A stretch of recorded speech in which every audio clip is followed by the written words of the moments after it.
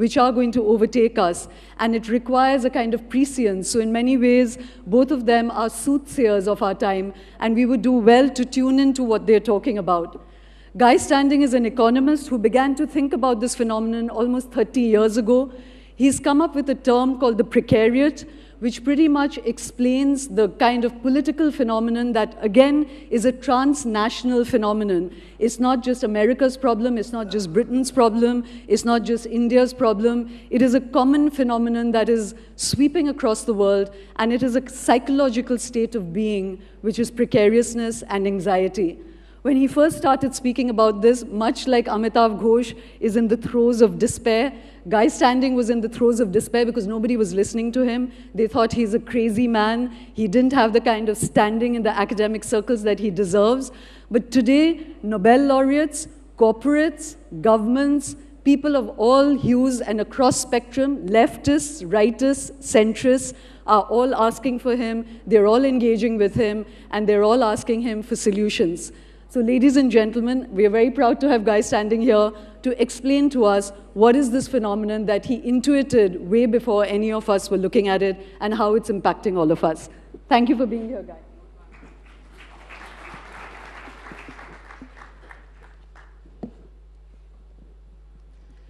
So first up, I'm sorry, like I'm sounding like I'm on a bullet train, but Mr. Modi is going to be coming, and we are kind of running behind time, so it's good that you speak fast and furiously.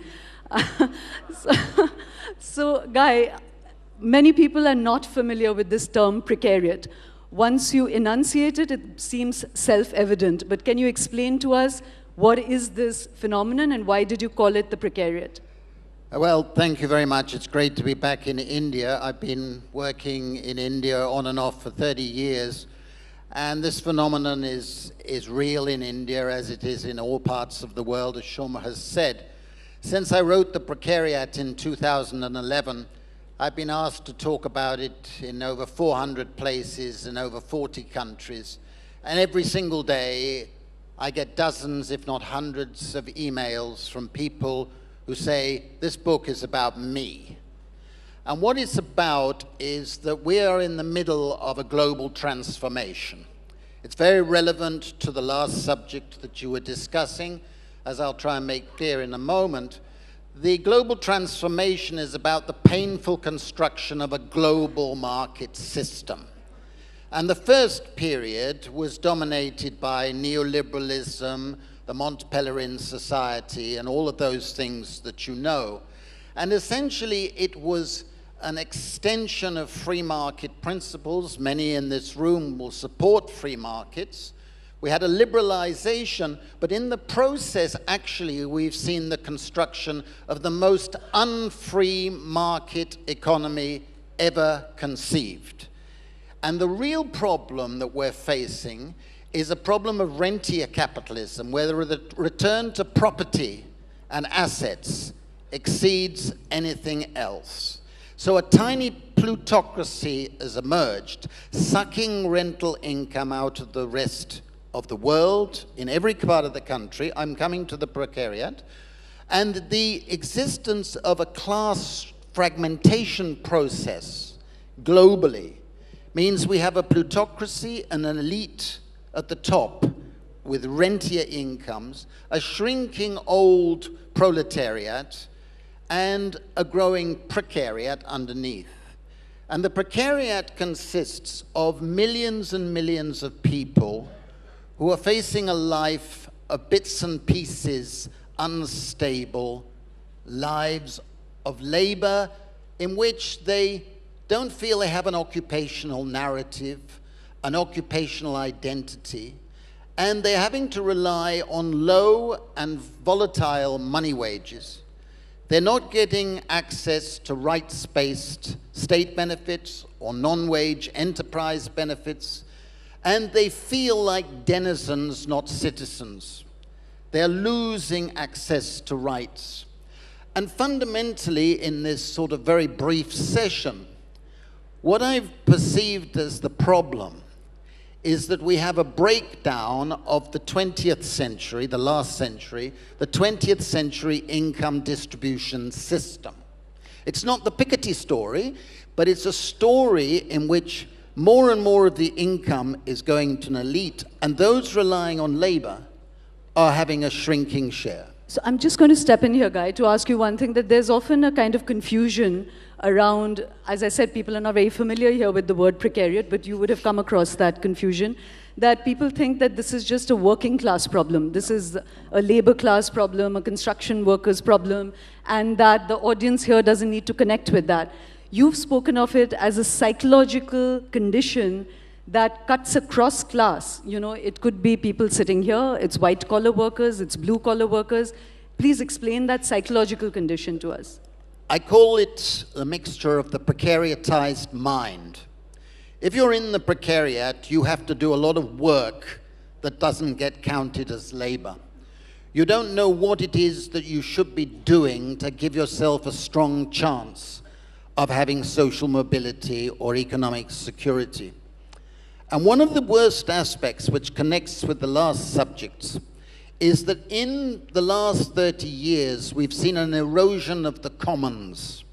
Access to public amenities, access to public resources, which affects the precariat more than any other group because they rely on the commons to give them a sense of stability. And one of the really strong predicaments of this consciousness of being in the precariat is you feel you have no rights and you feel detached. And what I argued in the books is that you have three groups within the precariat. You have one group which is falling out of the old working class into the precariat. They don't have a lot of education. They feel they've lost a past that their parents had or their communities had.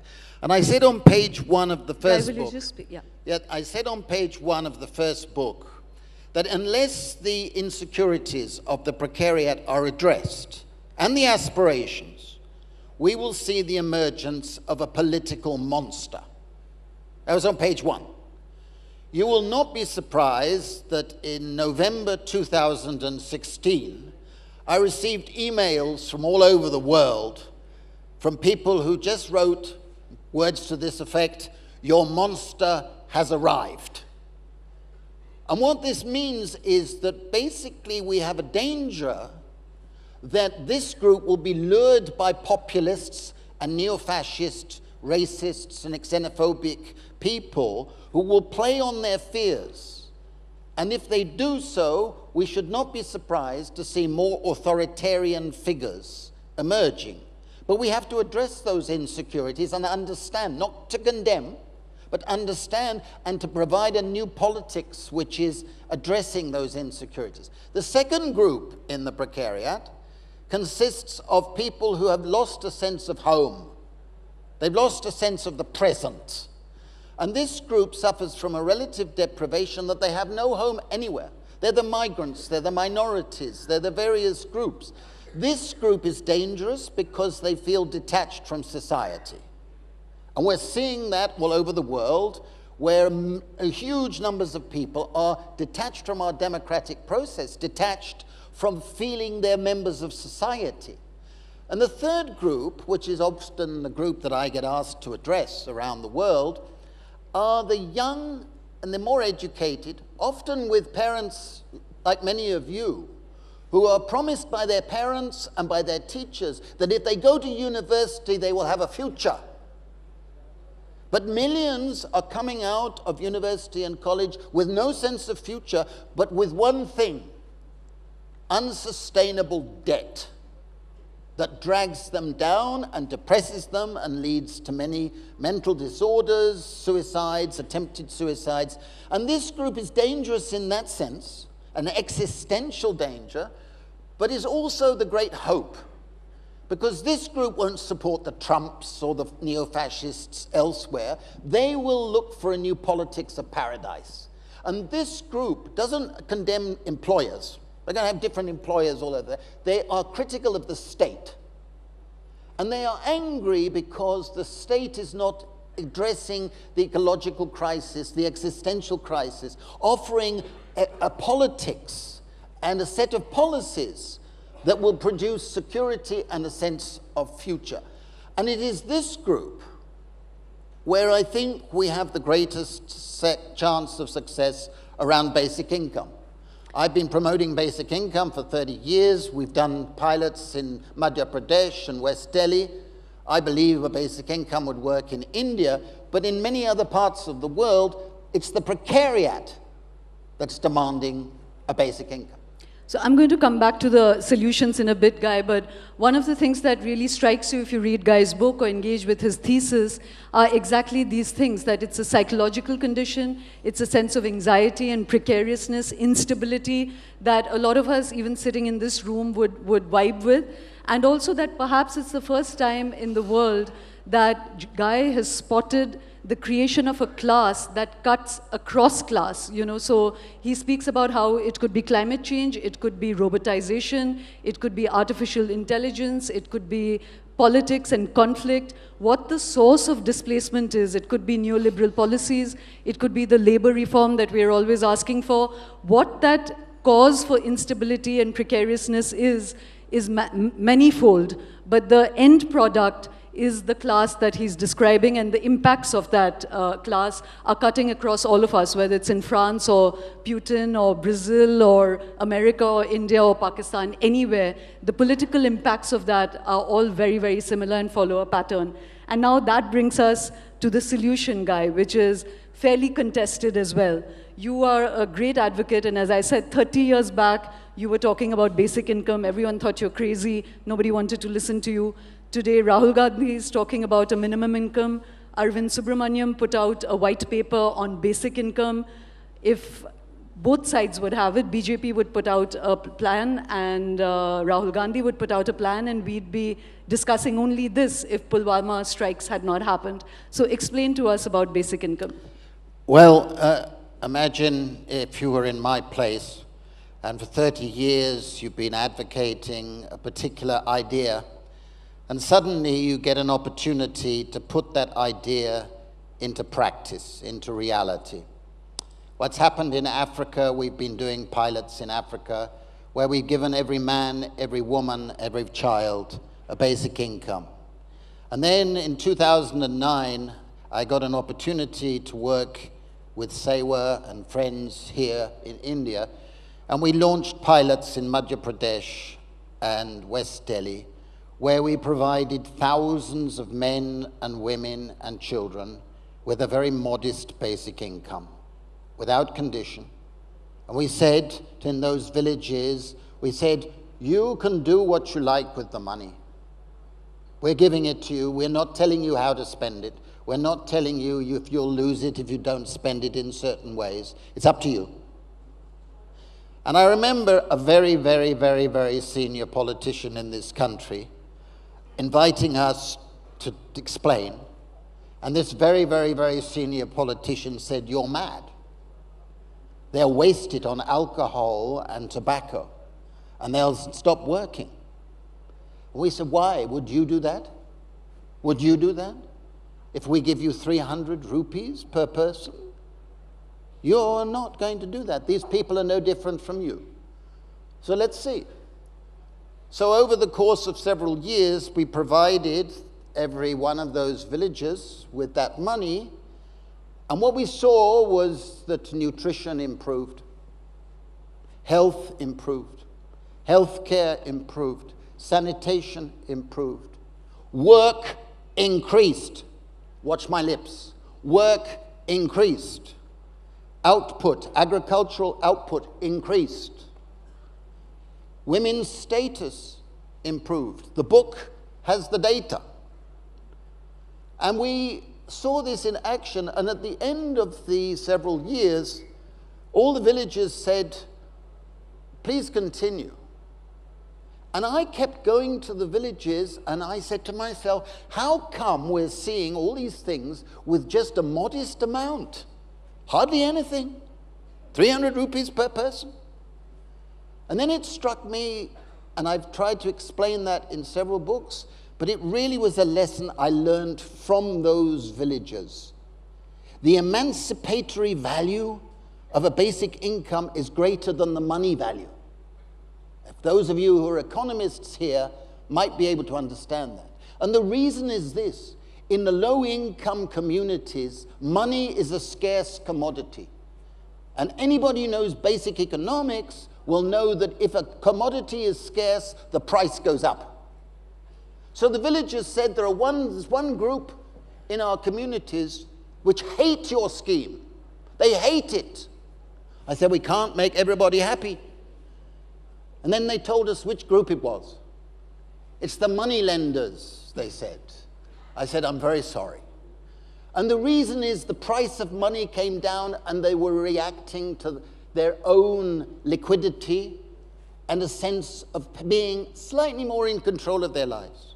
I was listening to the agricultural discussion. Why don't you trust people?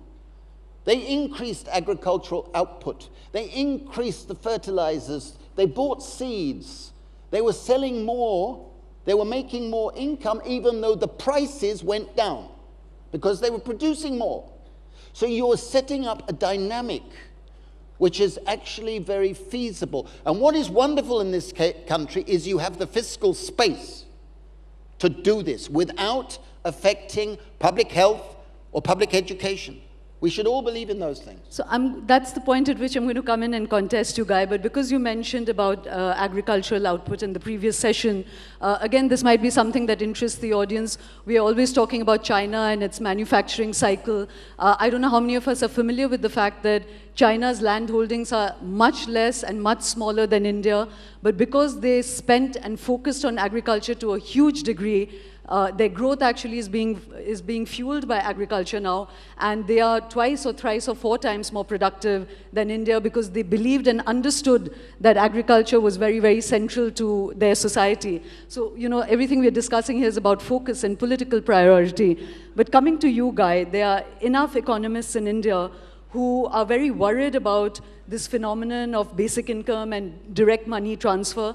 Because when you do it at a scale like India, you know, you've been doing small pilot projects, but on the scale that India operates, if you put all that money on the table, finally what will reach people is very, very small amounts. And already the welfare state is very rickety. So if you're going to get 300-400 rupees, you're going to get 1,000 rupees or 2,000 rupees as Mr. Modi's plan is, still when you fall ill and healthcare is not available to you, that 2,000 rupees is going to finish very, very quickly. So people are very anxious, not about the fact that people may stop working, but that they will still not get access to basic citizen rights. Don't you think you're kind of building a rosy picture on this, which may go badly wrong?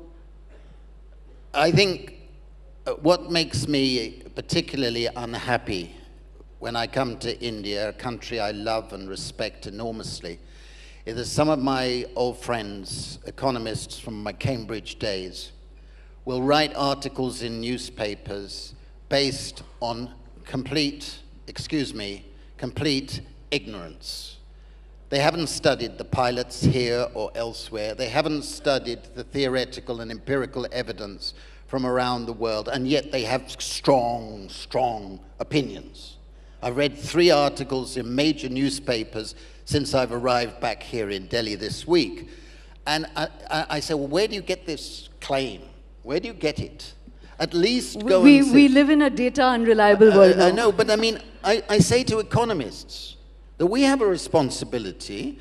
If we're going to have opinions, we should at least study what it is that we have opinions on. You wouldn't expect me to write an article on heart surgery and take me very seriously because I don't know anything about heart surgery. And I wouldn't, I hope, write an article about heart surgery, because you shouldn't read it. But that's what's happening. If you go out in the country, even if you're a foreigner like me, and you say to yourself, well, how many schemes have you got in India? I remember we had a research project in Gujarat. We said, how many social policy schemes exist in Gujarat? So we put a researcher on, and they had 3 months to find out. I've asked a lot of very knowledgeable Indian friends who should know, how many do you think exist in a state like Gujarat? 200, 300? 3,316 was the number we came up with. Many of those schemes, a whole lot of money goes in and nothing comes out in the clogged pipes. We all know that. We all know the PDS results in stale rice. I've seen women putting their rice rations from the PDS shop on mats in front of them and spend 3 hours in the sun taking out the stones, because the stones have been put in there to make the weight. I've seen queues in ration shops where there's nothing in the bloody shop. Nothing, sorry, my English deteriorates. It's too French for us. But we know these things, it's nothing new. It's nothing new, and yet the state wastes vast sums of money and then says, no, we have no fiscal space to give the ordinary man and woman out there 300, 500 rupees a month. Please, come on. We can do it. We can do it. But it means you have to trust people and you have to mobilize. You need better public health. You need better public education. When my friends say, you're against those, that's rubbish. That's a caricature, straw man stuff. I think we're in a transitional period in social policy and economic policy in which we have to look at life differently, because this global transformation is making yesterday's truth today's untruth.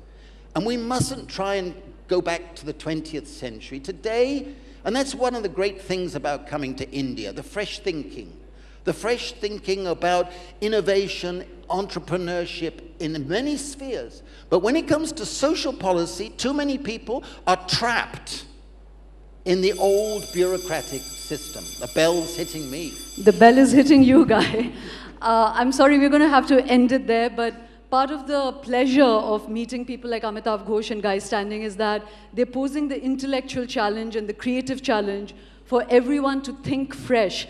We're at that tipping point in history where there has to be a completely pivotal change, a pivotal thought change, and the things we are engaging with are the old stuff. We're circling an old pond when a whole new ocean has opened up somewhere else, and those oceanic forces are climate change, global displacement, migration, inequity, poverty, the things that we really look at as not our concerns, but they're coming at us, as I said, like a transcontinental, a transnational terror force that is posing a real life challenge to us. And it's a pleasure to have people like you to trigger our thinking. Thank you very much, Guy Standing. Thank you very much. Thank you so much, Mr. Guy Standing. And for those of you who would like to sit and interact with our guest, he's going to be there at the Roshanara Hall. His books are available. You can purchase them and get his personal signatures as well. Okay, with that, we move to the next session. Swadeshi Maps, new ideas